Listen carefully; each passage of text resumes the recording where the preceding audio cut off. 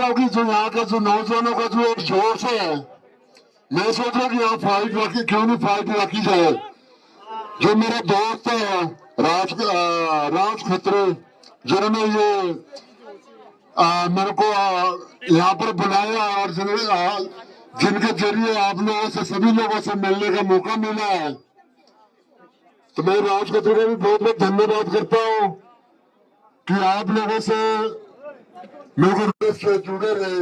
लेकिन हम ये भी नहीं बोलते कि भाई आप कल्चर से जुड़े रहो। मैं कहता हूँ आप बाहर भी देखो कि बाहर क्या हो रहा है दुनिया में। और जो भाई जो हम अमेरिका की फाइट देखते हैं टीवी पे, तो क्यों नहीं अपने लड़के नौजवान उनको ट्रेन किया जाए और उनको ऐसे WWE पे भेजे और टीवी पे अपने लोकल रेसलर को देखिए। तो जो लोग रेसलिंग का शौक रखते हैं, सबको पता है।